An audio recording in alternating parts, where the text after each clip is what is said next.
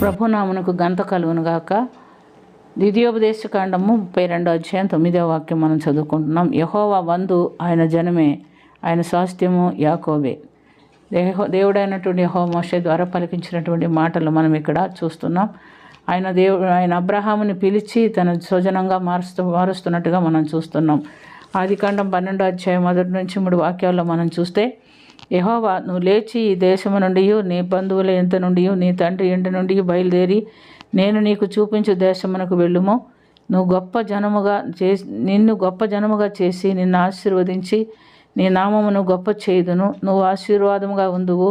నిన్ను ఆశీర్వదించి వారిని ఆశీర్వదించుదను, నిన్ను దూషించి వారిని శపించుదను. భూమి యొక్క సమస్త వంశములు నీ యందు ఆశీర్వదింపబడునని అబ్రహాంతో అనగా, దేవుడు చెప్పిన ప్రకారంగా అబ్రహాం లేచి బయలుదేరి వెళుతున్నట్టుగా మనం చూస్తున్నాం. ఈ విధంగా వెళ్ళినటువంటి అబ్రహాంకి ఇచ్చినటువంటి కుమారుడు అబ్రహాము, ఇస్సాకు, యాకోబులకి తండ్రి అయినటువంటి దేవుడు తన యాకోబు సంతానమైనటువంటి యూదా వంశంలో నుంచి యేసు ప్రభు యొక్క జననాన్ని మనం చూస్తున్నాం.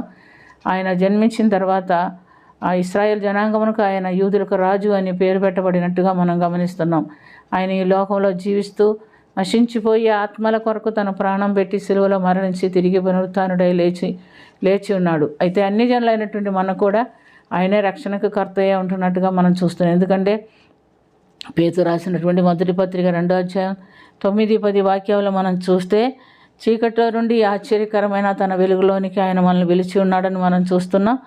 ఆయన పిలిచిన పిలుపుని బట్టి మనము ఆయన బిడ్డలుగా ఆయన ఎందరైతే తను అంగీకరిస్తారో, ఆయన్ని తమ హృదయంలో చేర్చుకుంటారో, ఆయన వాక్యానుసారమైన జీవితం జీవించడానికి ఇష్టపడతారో వాళ్ళందరినీ ఆయన బిడ్డలుగా మార్చేదానికి దేవుడు సహాయం చేస్తున్నట్టుగా మనం చూస్తున్నాం.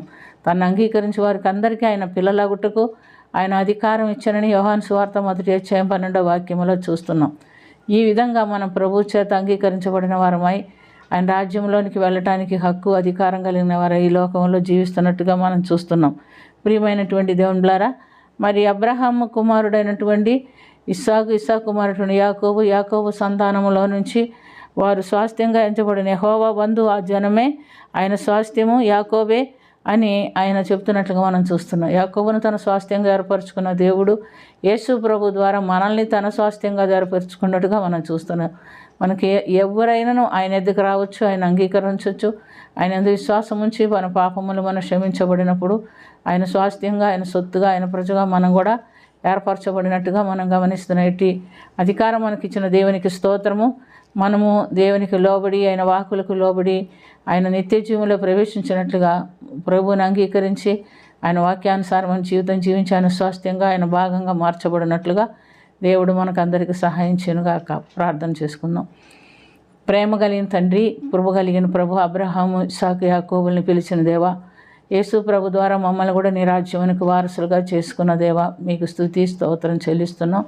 నిన్ను అంగీకరించి నేను వెంబడించి రాజ్యమునకు మేము వారసులు ఉన్నట్లుగా మాకందరికీ కావాల్సిన ఆత్మీయమైనటువంటి జ్ఞానము, పరిశుద్ధాత్మ నడిపింపు, కాపుదలు దయచేయమని, దీవించి ఆశీర్వదించమని యేసుక్రీస్తు పుణ్యనామమున అది మిక్కిలి వినయంతో అడిగి వేడుకొనుచున్నాము తండ్రి.